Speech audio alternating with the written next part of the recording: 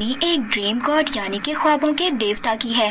ख्वाबों का देवता असल दुनिया में अपने एक असिस्टेंट को ढूंढने के लिए जाते हैं। जिस आदमी को ढूंढने के लिए आए थे वो लोगों को बुरे ख्वाब दिखाता था। वो बुरा इंसान था तो इसलिए दुनिया में भी आकर बुरा ही काम कर रहा था। लोगों की आंखें निकाल कर खाता था। वो अपने ख्वाबों की दुनिया से भाग आया था क्योंकि वो अपने हेड ख्वाबों के देवता के साथ काम नहीं करना चाहता था। सीन शिफ्ट होता है एक प्रोफेसर पर। वो एक सिटी में एक अमीर आदमी से मिलने के लिए आया था। ये काला जादू किया करता था और इसके इस बड़े से महल में बहुत सारे लोग काला जादू सीखने के लिए आते थे। प्रोफेसर ने कुछ दिन पहले ही अपना बेटा खो दिया था, यानी कि उसका बेटा मर चुका था। यहाँ पर इस अमीर आदमी को एक किताब देता है। उस किताब के अंदर काले जादू के मंत्र लिखे हुए थे। सोचता है कि ये इन मंत्रों को पढ़कर डेथ गॉडेस यानी कि मौत की देवी को अपने काबू में कर लेगा और फिर इसके बाद ये लोग अपने बेटे उससे मांगेंगे। वो आदमी वो जादू शुरू करता है। जादू उल्टा हो गया था। वो जादू ख्वाबों के देवता पर चल गया था। इस वजह से वो ख्वाबों का देवता अब उस आदमी के कब्जे में आ जाता है।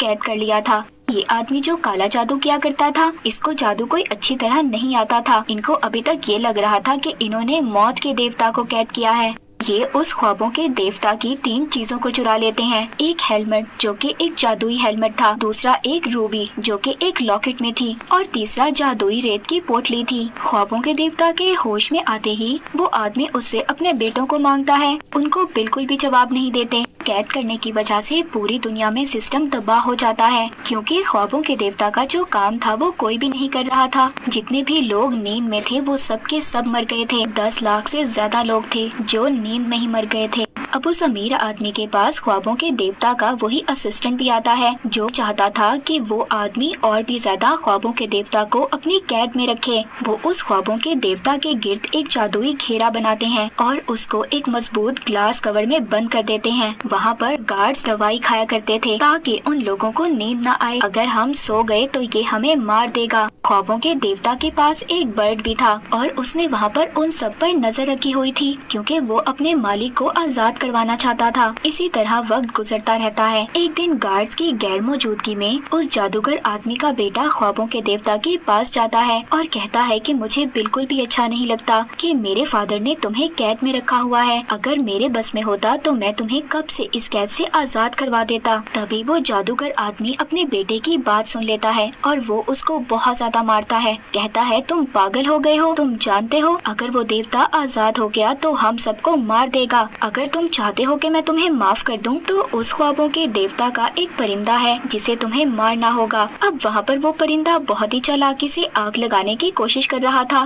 ताकि वो अपने मालिक को छुड़वा सके। तभी उस जादूगर आदमी का बेटा उसको गोली मार देता है। वो जादूगर आदमी और भी ज्यादा अमीर और मशहूर हो गया था। वो इसी खुशी में एक पार्टी रखता है। उस पार्टी में एक लड़की थी जो उसके करीब आ रही थी। वो अब प्रेग्नेंट हो चुकी थी और वो उस आदमी को अपने बच्चे के बारे में बताती है, मगर वो आदमी ऐसा कुछ भी नहीं चाहता था। इसलिए अब उस लड़की को गुस्सा आ जाता है और वो अब उस जादूगर से वो तीनों चीजें चुरा कर भाग गई थी। वो ही तीनों चीजें जो इस जादूगर आदमी ने ख्वाबों के देवता से छीनी थी। ये सब बातें जादूगर बताने के लिए आता है और कहता है कि मैं तुम्हें छोड़ सकता हूँ अगर तुम मुझे ये वरदान दे दो कि मैं कभी ना मरूं। जब वहाँ पर ख्वाबों का देवता उस जादूगर को कोई भी जवाब नहीं देता तो गुस्सा आ गया था और वो अब वहाँ पर अपने बेटे से लड़ने लगता है। इसी लड़ाई में जादूगर की जान चली गई थी। उस जादूगर आदमी का बेटा ख्वाबों के देवता से ये कह रहा था कि मैं तुम्हें छोड़ सकता हूँ मगर इसके बदले तुम्हें मेरी जान बख्शनी होगी। बहुत सारा वक्त गुजर जाता है। अब उस जादूगर का बेटा भी बूढ़ा हो गया था। वो अपने आखिरी वक्त में देवता के पास आता है और अभी भी वो उससे यही कह रहा था कि मैं तुम्हें छोड़ दूंगा मगर तुम्हें इसके बदले मुझे माफ करना होगा। तभी जब वो वहाँ से जा रहा था तो उसकी व्हील चेयर से वो जादुई घेरा थोड़ा सा मिट गया था जिसमें वो ख्वाबों का देवता कैद था और इसके बाद वो आजाद हो गया था। उसने उस जादूगर आदमी के बेटे को उसके ख्वाबों की दुनिया में ही कैद कर दिया था। अपनी दुनिया में आ गए थे, यानी कि अपने ख्वाबों की दुनिया में। सब कुछ बर्बाद हो चुका था क्योंकि ख्वाबों के देवता पूरे 100 साल से उस आदमी की कैद में थे। दूसरी तरफ उस असिस्टेंट को भी ये बात पता चल जाती है जो बुरे ख्वाब दिखाया करता था। उसको इस बात का डर था कि ख्वाबों के देवता मुझे भी मार देंगे। वो अब उस लेडी के पास जाता है जो लेडी उस जादूगर से 3 चीजें चुरा कर लाई थी। पास आया था वो 3 चीजें लेने के लिए। उसको बताती है कि 2 चीजें तो मैंने बेच दी थी और एक जादुई लॉकेट मेरे पास है। उस लॉकेट ने उसको अभी तक जबान कर रखा था। असिस्टेंट उस लेडी से वहाँ से जबरदस्ती करने की कोशिश कर रहा था तो उस जादुई लॉकेट से उस असिस्टेंट को उसकी सपनों की दुनिया में कैद कर देती है। वहीं पर अब ख्वाबों के देवता को दोबारा से अपनी दुनिया बनाने के लिए अपनी 3 जादुई चीजों की जरूरत थी। इसीलिए ये फैसला करते हैं कि वो 3 देवियों को बुलाएंगे जो इस ख्वाबों के देवता को उन चीजों के बारे में बता सकती थी।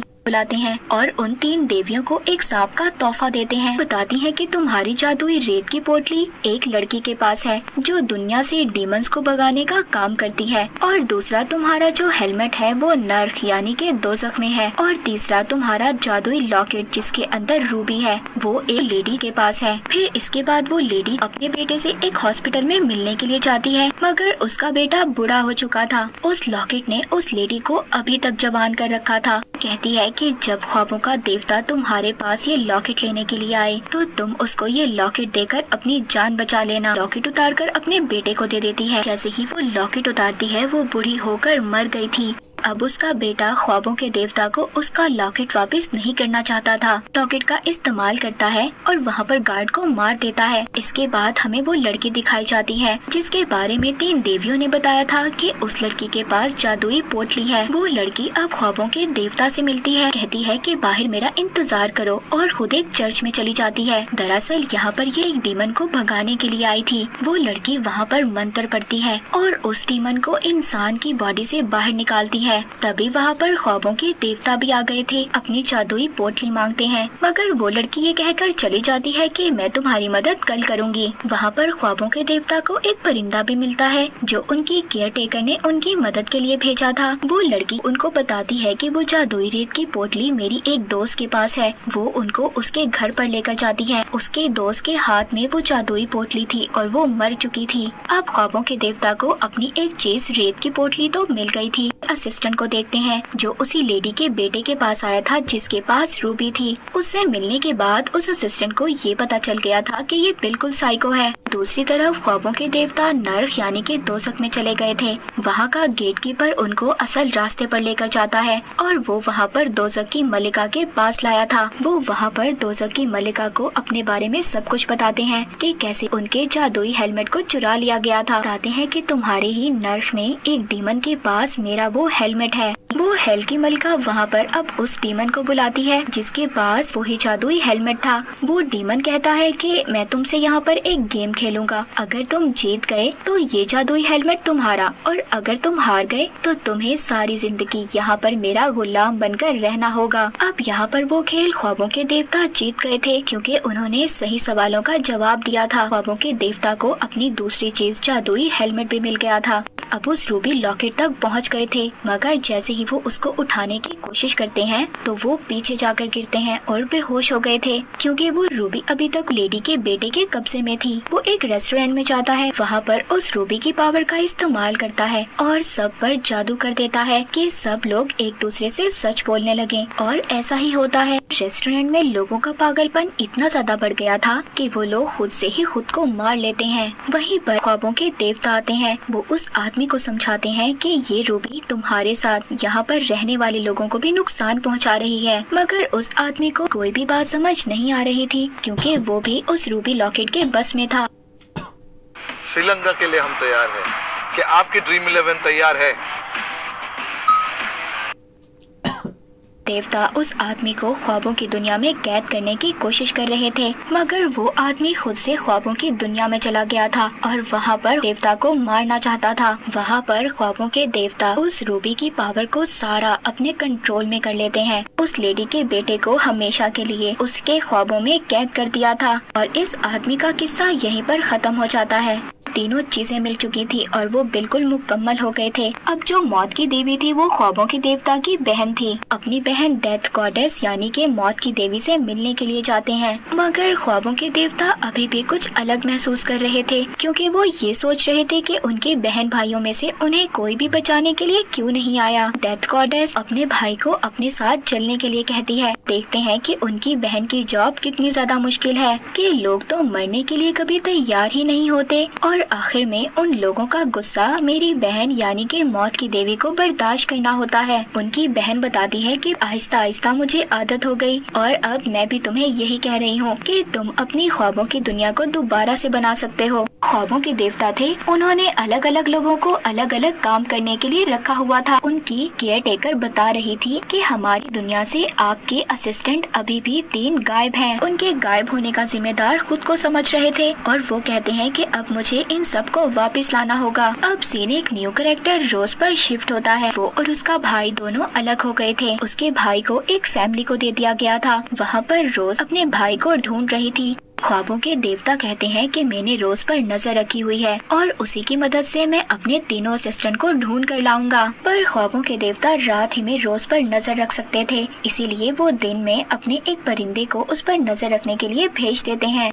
रोज अपने दोस्त के साथ अपने भाई को ढूंढने के लिए निकल जाती है। एक ऑर्फन हाउस में जाती है जहाँ पर उसका भाई रहा करता था। वो वहाँ की ऑर्फन हेड से पता करती है तो उसको पता चलता है कि उसके भाई को एक फैमिली ने अडॉप्ट कर लिया था। वो हेड ये भी बताती है कि तुम्हारा भाई एक अच्छी लाइफ गुजार रहा है जो तुम उसे नहीं दे पाओगी। अब जो बर्ड ख्वाबों के देवता ने रोज पर नजर रखने के लिए भेजा था वो आकर बताता है कि रोज अपने भाई को नहीं ढूंढ पा रही और सबसे हैरानी वाली बात ये थी कि वो अपने ख्वाब में भी जाकर अपने भाई को नहीं ढूंढ पा रही। तभी वो ख्वाबों के देवता के पास पहुंच गई थी। रोज को ये बताते हैं कि मुझे ऐसा लगता है कि तुम्हारा भाई मेरे एक असिस्टेंट के साथ है और अपने भाई को सिर्फ तुम ही ढूंढ सकती हो क्योंकि तुम एक वॉर्टेक्स हो। वॉर्टेक्स वो होती है जो अपने ख्वाबों की दुनिया में रहकर दूसरे इंसान के ख्वाब में जा सकती हो। जब ख्वाबों के देवता के साथ रोज अपने भाई को ढूंढती है तो वो कामयाब हो जाती है। उसको उसका भाई मिल गया था और ख्वाबों के देवता को अपना असिस्टेंट मिल जाता है जो उनकी ख्वाबों की दुनिया से गायब हो गया था। रोज की दादी माँ उसको बताती हैं कि असल वॉर्टेक्स वो थी मगर उनके कोमा में जाने की वजह से वॉर्टेक्स रोज बन गई। रोज की दादी माँ जाते जाते ख्वाबों के देवता को एक बात बताती हैं कि उन्होंने ख्वाब में एक आदमी से शादी की थी जिसकी आंखें गोल्डन थी और ऐसा आदमी मैंने असल दुनिया में कहीं पर भी नहीं देखा। देवता को ये बात समझ आ गई थी कि वो गोल्डन आइज वाला आदमी कोई और नहीं बल्कि उनका भाई था और ये सब कुछ उसी ने किया था ताकि ख्वाबों के देवता मर जाएं और सारी ख्वाबों की दुनिया उसके कंट्रोल में आ जाए। और अब वो अपने भाई के पास जाते हैं और उसको कहते हैं कि मेरी दुनिया से दूर रहो और वापस से अपने ख्वाबों की दुनिया में जाकर सब कुछ ठीक करने लगते हैं। और इसी के साथ ये सीरीज यहीं पर एंड हो जाती है।